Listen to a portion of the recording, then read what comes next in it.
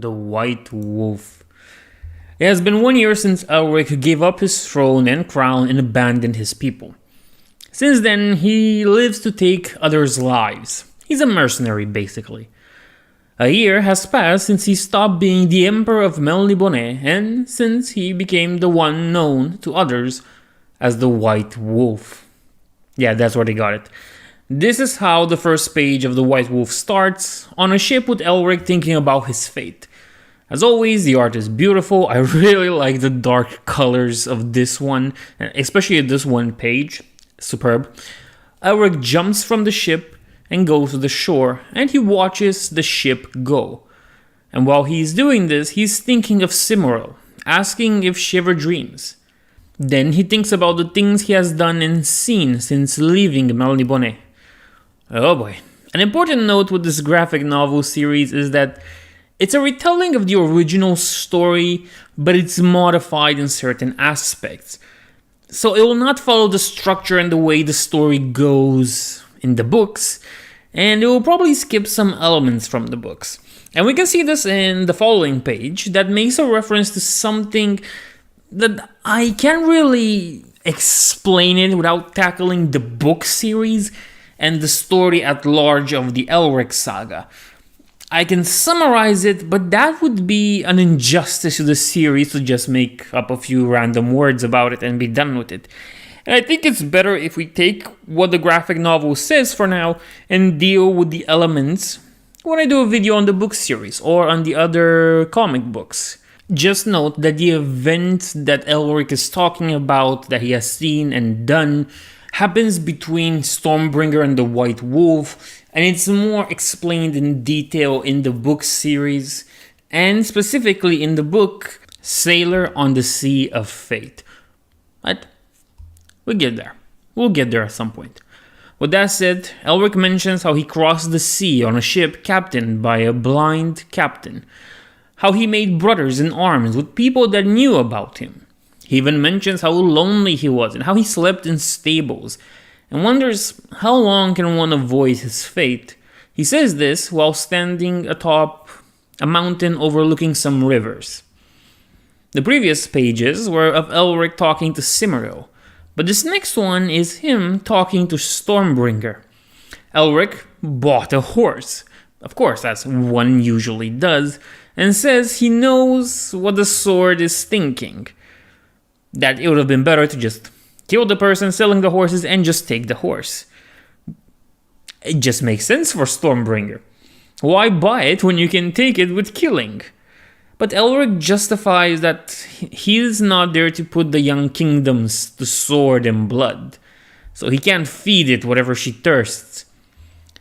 The sword mentions that it's not really about thirst, it's about the winter affecting Elric and him losing his power. And Stormbringer can help him with that. Anyway, Elric is on his horse on a forest, and the panel shows bandits, I'm just gonna call them bandits for now, running after a man.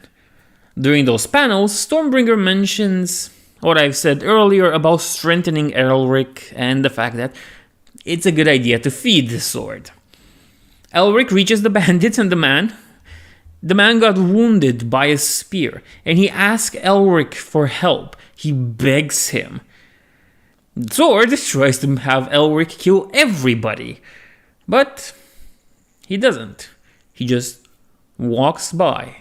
Elric refuses to kill them, saying he will not be made a carrion creature by the sword, and to let fate give him a challenge worthy not only of his name, but of the sword's thirst. He goes on to the forest and he reaches a group of slavers. Just to make the connections, those bandits were exactly slavers and that was a runaway that they were going after. So it's not bandits, it's a group of slavers, which is interesting and it's a normal thing in the Elric universe. The slavers were there with their slaves, horses, and their cages. One slave looks at Elric and yells at him that no man wields a sword like that without knowing how to use it. Then, as you probably expect, the slave asks Elric to buy his freedom, promising if he frees him, the slave would make Elric rich. A slaver punches him in the mouth. It usually happens. Anyway, but Elric asks for the price. He asks for the price of 1 soul, which is gonna be interesting. The slaver responds that it's 25 silvers for the body, and he'll throw the soul in just for free. Why not? So Elric obliges him and gives the slaver a Melnibonian wheel, which is basically a gold coin with a dragon on it. A 3-headed dragon. Remember Michael Moorcock and I think George R. R. Martin are kind of friends, and they have these little things, sendings to one another, or at least Martin has with Elric. Nevertheless, the slaver mentions how with that money he would give him his whole howe, every slave he has, and half his horses. Elric says he could buy the whole city the slaver wanted to sell them to, and a few villages near it. But he is satisfied with just these souls, starting with the slaver. Now the slaver doesn't take kind to that, because who would? It's a threat. And Elric kills him, taking his soul with Stormbringer. The final words of the man are basically him realizing that something's happening to his soul. And it's funny because it's in a world where normal people that don't really have connection to magic and stuff like that can't really feel that. But that guy felt it in his dying moments. The other slavers see his black sword and his pale skin, and they recognize him for who he really is. The White Wolf. Elric paid for all the souls, and, like a good car, he's getting all of them. Needless to say, no slaver was left alive in that camp. The slaves, though, weren't unharmed, and while they were shocked, they were kind of happy to be free and not be in chains and cages anymore. This is just a normal thing, you know how it is. The man that wanted his freedom presents himself as Smjorgan Ballhead. I really love his name, Smjorgan Ballhead, for obvious reasons. Count and Sea Lord of the Purple Town. Ballhead realizes that Elric is richer than him. There's no way Smjorgan can make him richer than he already is. And probably Elric is richer than Smjorgan will ever be in his whole life. So, whatever. Smjorgan is now indebted to Elric, and he decides to go with him. Elric tells him to get a horse because going on foot would be a bad idea, and Smjorgan obliges him.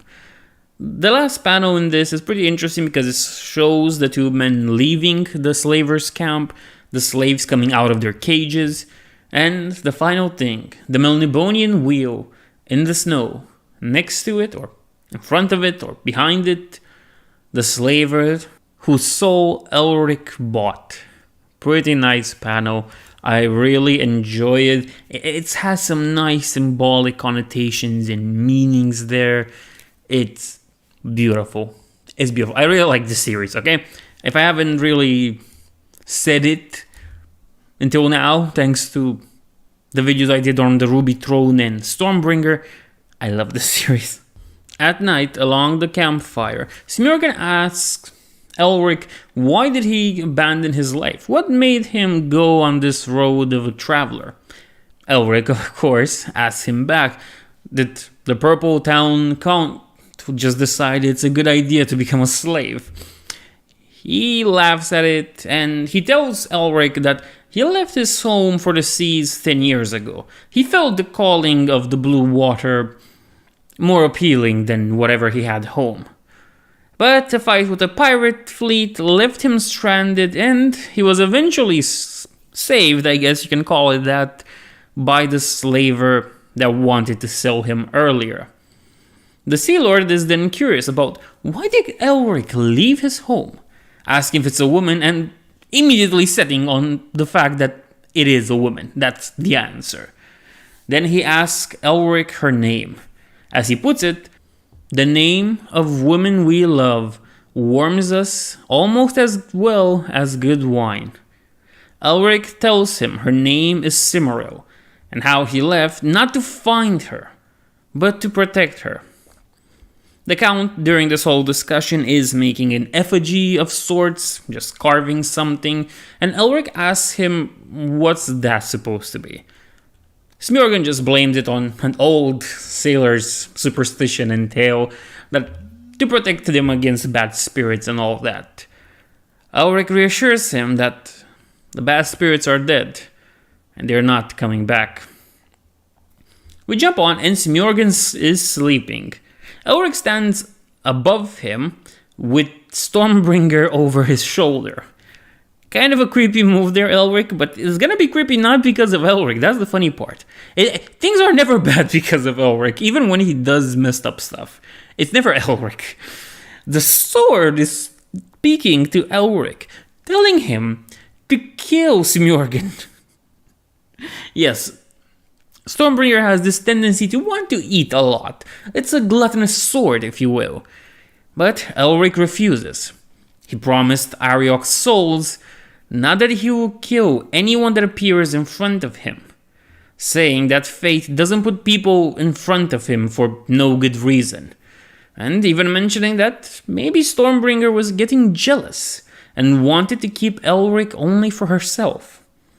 Surprisingly, next comes a white wolf, and he appears to Elric with a pendant in his mouth.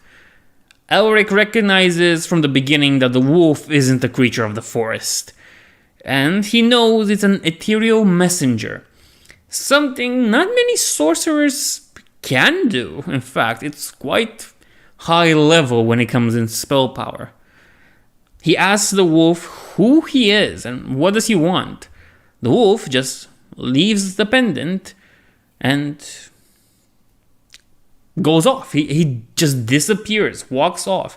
Elric goes for the pendant, he looks at it, and we go to the next morning where Smjorgen has more information.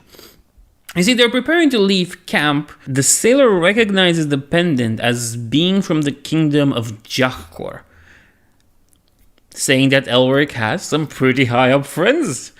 But Elric says he never stepped foot into it. Of course, Smjorgen specifies more that it held the symbol of the Guild of Merchant Princes, more exactly. Again, Elric was never there. Didn't know any merchant prince at that point. But don't worry, Smjorgen was, and he had some favors to call in while they're in the city. They reach the city, and we get some little bit of exposition here, where Elric is asking his companion what he knows about the kingdom they are in. He says that the king, Darkmit, is known to be a solid strategist and a man of his word, with allies everywhere, especially since he has to deal with the countries of Pantang and the Daharjor Dogs of War. The most important aspect in this kingdom and the city is money. Money holds the most sway in the city. It's the coin for all. The kingdom and the city got rich thanks to trading ore they could extract, and they sold it to the windfolk of Mirchian, and they also trade with the city of spires over the ocean, so it's a good way of making money. The Merchants Guild is a powerful entity in the city. In a way, the king makes sure there's peace outside the city, and the merchants make sure there is peace inside of it. They find the festivities in the city, and something is strange about them. There are drums and sounds of music, but they are familiar to Elric. He knows them. Those are the songs of ritual sacrifice and blood. Elric mentions that this is strange because the whole city was under their lordship, technically lordship. They venerated the lords of law. But don't worry your pretty little head about that, because Smjorgen is here to give us all the juicy information about the city. While it is true that they pledged themselves to the lords of law, the sister of the king, the princess, and her advisor from Pantang, a man with a giant snake around his neck, I think it's a boa, it's pretty interesting, extended their influence in the city. And with that, the worship of chaos. Now, it's not 100% dedicated to chaos or the chaos lords, but it's growing. There are still parts that are servants to law, but things seem to be changing around here. Elric notices, or Smorgan also does that somehow, that they are being followed. Everything was nice and dandy. Unfortunately, Smorgan only saw one. Elric was able to notice that they were followed by 5 men, or so he manages to count. They try to move away. Smorgan asks if he will kill them, but he doesn't plan to kill them, at least not before finding out what they want. The men encircle Elric and Smorgan, but the Melnibonian just says to take them to their master, and they kind of accept that willingly. So they take our heroes to a cave on a boat after walking a little bit on the city. It doesn't take long to reach the hidden palace of the merchants under the city. And, of course, as you can expect with such guests, one of the men wants to take Elric's sword, promising that he will get them back. Courtesy when you're doing diplomatic dealings. But Elric refuses, saying the sword remains next to him. Before the man can be more insistent about this, a red-headed woman named Vaslis interrupts him, telling him this is no way to treat an emperor and a count, especially such esteemed guests as they are. So of course, the man backs off, and Vaslis presents herself as the heiress to the merchant guild, and some other minor titles there. It's not important. She then tells 2 of her handmaidens to take the count to the bath, and they leave happily and giggling while Elric is taken by her so she can present him the private room and have a private discussion as well. There we found out that Melniboné is prepared to attack the city and the kingdom. The heiress wants to hire him for his services. Elric at first is displeased because does she really think her cousin will stop just because he's in a city? But it's not about the protection of the city, and it's not about protection in general. She doesn't want this place protected. She wants to leave, and she wants Elric to take her somewhere else. You're getting with this, right? They discussed a little how he's not really the kind to take princesses on long roads, and not really his thing. But she mentioned that Elric is a key to an ancient island lost in time and space, created by a great Melnibonian sorcerer named Saxif Dan, a name that Elric recognized. This person, Saxif, was also known as the champion of Mablod. And boy, his story is interesting. You see, Saxif was such a powerful sorcerer and Melnibonian. The Chaos Gods wanted his favor. They tried to convince him to just pick a god and serve them. And finally, the Chaos Lord, Mablod, offered him the following. It's kind of a desperation what he did, but you'll see it's getting better. This Chaos Lord offered him eternal life, the power to shape chaos forever, and defy time and the gods themselves. But here's the funny thing. The Chaos Lords don't give anything without a price. They always demand a sacrifice. And you see, his story is pretty interesting because he gave Mablod all the sacrifices he could. But there was one sacrifice that Mablod wanted. One that would hurt Saxif. And that is of his human lover. The human he loved. He couldn't do it, so Of course, he did all the rituals and all the sacrifices, but he still didn't get what he wanted. And so, seeing this, his lover sacrificed herself so Saxif could get what he wanted. A bitter price to pay. Before getting his story, Elric is reluctant, but the way the story unfolds in the comic, this part about Saxif's history comes after this part. But just understand this, before I get the Saxif story I just told you earlier, we learned that, well, Elric is reluctant to take her anywhere. She then tells him that she wants to meet her lover, because her lover just decided to eat and exile himself somewhere on an island created by Saxif. Still, Elric isn't sold, but she tells him he and Elric, her lover and Elric, have one thing in common. They both exiled themselves for love. Then we get the Saxif story that we got earlier, and the story progresses. Elric accepts this, and we can tell that he does so because the first thing that we see on the next page is a bunch of seagulls. Under them, a ship. Under that, Vasili's naked and Elric leaving the room. On top, on the ship, Baldhild is steering it. There's a nice friendly interaction where Smjorgen says he almost believed Elric's story about undying love for Cimmeril, but Elric dismisses that as her being just a human, saying Smjorgen was pretty happy to take her handmaids and have fun with them.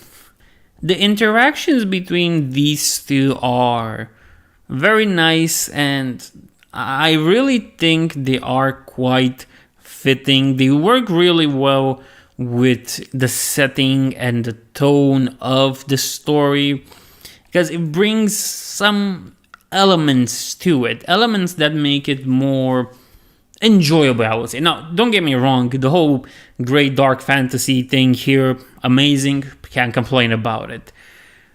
But they bring in something almost fun to it. Their interactions between Elric and Smjorgen is a friendly one, and it shows that Elric can care about other people, not only Cimmeril and himself, I guess. And it helps, in a way, lift the mood of the series, where we know and expect the worst to happen. Always. But let's go back to the story. Smjorgen says that, they've been at sea for like 4 days, and he knows this part of the sea like he knows his head. And there's an island there as much as there's hair on his head. As the name implies, there's nothing there. But Elric tells him that chaos portals are weird. They take strange shapes and different forms. Smjorgen doubts the heiress because, still, Portal Gate, there might be something she's hiding. Elric doesn't doubt that, but he knows for sure that she knows where she is taking them. Lightning comes out of Elric as the skies darkened and the sea becomes restless. The water also becomes red. He asks her what is happening because she also comes on the ship, and she reminds him he is a key. The Crimson Gate opens and the crew start holding to ropes so they won't get knocked over. Vasilis commands the portal to open and says that she is coming to be reunited with her lover.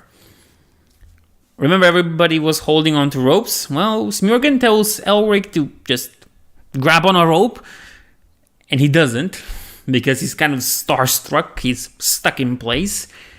And this is where the first part ends. To be continued. Quite a cliffhanger, I have to say. Anyway, we're not splitting these into more videos. We're jumping straight in part 2. Let's continue the story. Elric wakes up and he stares at a sun. Oh wait, there's 2 of them. He starts calling for his sword, but Stormbringer won't answer. The smell and the light are familiar to him. Vasilis screams impossible. Impossible. Melniboné. You didn't expect to get there, did you? Smjorgen tells her to stop screaming and asks Elric if it's true. Yes, but he can't feel the ruby throne or his dragon's heart. The air is heavier and there's no magic here. Elric says that she really thinks they are in Melniboné. But things aren't what they seem, and neither is she. Only enemies and slaves have seen Melniboné, and neither of those left of their own free will. Elric then points his sword at the woman, calls her a witch, and asks her what has she done, where does she bring them. The place they woke up into was a ship graveyard, a bunch of dead ships everywhere.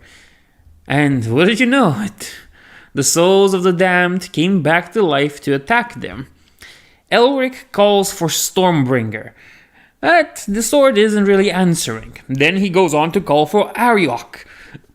But as you can expect, nothing works. Arioch isn't responding to him. What can you do? The next part moves to a cavern of sorts, where a man asks who Elric is. He has defeated pirates, princes, sorcerers. But here, in front of him, is a Melnibonian. Elric presents himself as the son of Sardik, the 428, I think it was, ruler of Melniboné, and says he is the ruler of this person, of this man in front of him. But this man tells him that he's not his ruler. This man is his own king. Emperor, if you will. Yes, he is Saphix, the sorcerer we talked about earlier. They talk a little about how he recreated Melniboné, the Melniboné he lived in, and decides to show Elric the view of a city, of a throne that he never got to know. Important note, Elric is worried about Smjorgen and Vaslis, but the emperor, the old emperor, tells him they'll get there. They're waiting for them. And so, it's time to present the old Melniboné to Elric. There's a fresco there that's ancient even than something that they currently have now in Melniboné. So Elric didn't get to see it. It's a pretty interesting fresco that gives us a glimpse into the origins of Melnibonians. They were exiled from, and this is going to be hard to pronounce, Rin Kran A. And they discovered the Menstar and the Dragon Isles at the same time. But later on, they had to deal with a fratricidal war between the Menstrai and those who would later on become the Melnibonians. Saphix says that the books Elric has read when he was in his own kingdom lied. The original Melnibonians were purer than they ever were. Elric wants to crack a joke at Saphix using the word pure when he was the champion of Mablode. But the old emperor lashes at Elric to never speak that name again in front of him. You see, what happens next is interesting because Saphix uses magic to choke Elric and throws him against a wall, turning him into a ragdoll, if you wish. Asking if this is why he came, to spite him with that name, to have that air of confidence when he knows nothing, when he pronounces Rilin Krana so brokenly. Basically, he's also telling him that he knows nothing. But Saphix will teach him everything about his history. They start moving, well, Saphix does, he's just dragging Elric's body, which technically you can't really call it dragging because Elric was floating and choking at the same time and he was just following Saphix. Pretty interesting. He asks Elric if he can imagine the equilibrium their race lived in, if he knows what their race was before the Lords of Chaos corrupted them. Now he tells his tragic story about the sacrifice of his beloved, about how all sacrifices he made to the Chaos Lord were in vain. And they reach some sort of cavern, and there we have Smjorgen and Vaslis. Smorgan was being killed by one of those damned souls as the two emperors reached them. Smorgan, of course, tried to break free, but that didn't work. The final panel of this page is quite interesting because while Smorgan is trying to break free, the last panel is just a picture of Vaslis on the floor. You know where this is going. Okay. Let's go back with this. The old emperor is kind of pissed. Elric begs him not to kill them, that there's no need for such a thing. But Sapphics brings up something interesting, that there is no need for anything. The Lords of Chaos want them to think they are on a chessboard, nothing but pawns. But what truly matters are their choices. Vaslis wakes up and comes close to Sapphics with nice words like, "I have finally found you. Your nice words were what I craved for all this time," trying to convince him she was his former lover. But he slaps her. I like how violent they get in this. It's pretty realistic. In the end, after some more words, she manages to convince him that she was Gratiasha, a former princess brought to Melniboné that the old emperor fell in love with. Somehow, while she died, he saw her die. Despite seeing her die, here she was in front of him. She says she didn't come here to be with him, but to set him free. She jumps into an abyss and Sapphics loses it, asking if he did not pay enough, if he didn't suffer enough.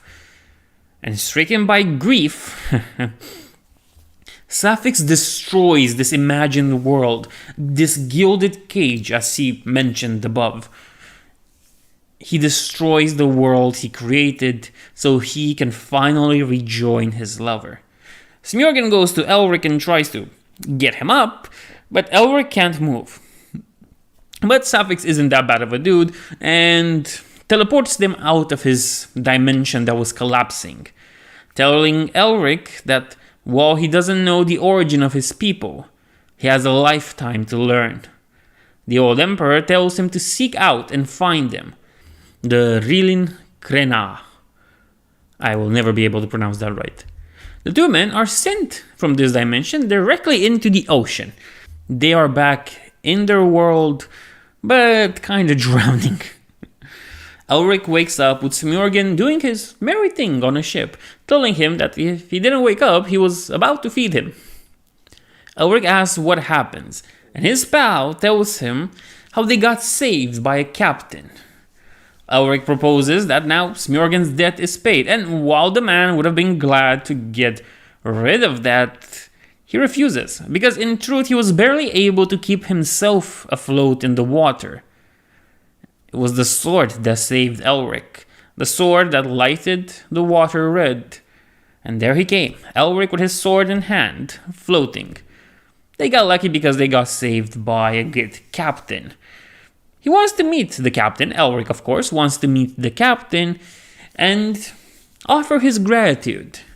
The captain was one named Duke Avan, and the Duke was quite pleased to see Elric there. He was quite happy to have him as a guest, in fact, telling that his ship is also Elric's ship and he will take him wherever he wants. That's how good of a guy Duke Avan was. Hell, he must be the only one not interested in the reward for his capture. And then, the surprise came. There's a reward for the capture of Elric. Apparently, Melniboné has put a price on the head of their former emperor. And they didn't only do that. They started to raid all the places that he was spotted in. Remember that kingdom, that city that we started at the beginning of this video, where we met Vaslis and everything? Yeah, well, that place is kinda screwed thanks to Melniboné. Probably that was the reason why they wanted to attack it to begin with. And guess what flew above the ships? Not rats with wings of the sea, seagulls, of course, but dragons with ruby spines. It ain't looking that good for him. Now we change perspectives to a Melnibonian ship where captain tells someone that they have no proof that Elric is still in Dakos, but that person tells him it doesn't really matter. Let the young kingdoms bring him to them, or perish with him in the flames. The same person calls Elric weak, saying that Ariok will favor a new Melnibonian, that someone else will wield the black sword, that Melniboné has a new emperor. It's not Irkun, it's Cimmeril. A quite interesting and unexpected turn of events, but what's more interesting is the way she looks. Now, I can't show you how she looks, because YouTube is censorious with this and whatever. But notice, she appears to be bald now, and has some sort of weird armor on her ribcage that kind of rotates and is like a boob holder, if you will. Cimmeril isn't the Emperor of Melniboné in the originals. This is a whole retelling of the story. That's not the original. As I've mentioned before, this is a retelling. It's gonna change elements and aspects while trying to stay as true to Elric's saga. But this is what we get out of it. And in a way, I find this whole change of perspectives and seeing Cimmeril as the emperor that wants Elric's head. Remember, she had a grave breakdown in the Ruby Throne. I find that this captures the irony and the self-fulfilling prophecy of the saga quite well. In fact, I think it captures it so well that we're reaching the point where it's becoming quite poetic. So in the end of this, I want to say that of course I liked it. I like all the Elric stuff I've done on this channel. But this one is interesting because it delves deeper into the mythos, into the universe, into the world building. You get aspects of it in Stormbringer and the Ruby Throne as well, don't get me wrong, you always get them. You get a plan of the bigger picture out there. But this one gives more insight, it gets to show you interactions with that world building. We learn a suffix and his built up world and dimension, and we get to see it because Elric goes there. We find out that Melniboné has a bounty on Elric's head, and we learn that the new emperor, or empress, isn't that keen on Elric, or not anymore, and she wants to have the power of Ariok and the black sword for herself. A very nice and contrasting way of telling the story and of putting things into perspective. It's really nice. I really enjoy it. Again, I always recommend that you read the stuff I do here. I have a bunch of fun doing it. And doing this whole Elric saga thing really made me appreciate comic books in a better way.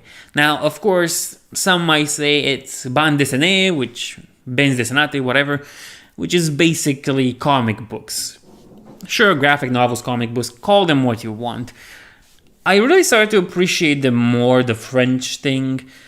I am willing to say that Elric is a good starting point for both bande dessinée and graphic novels. It really hits a good spot in trying to tell an authentic story, a retelling if you wish, anyway, and it still is nice, with its coloring, with its dialogue, with everything in it. It reaches a point that very few, I think, in my opinion, can reach with this media. And that makes it amazing. Nevertheless, I hope you enjoyed this, and I'll see you in the next one.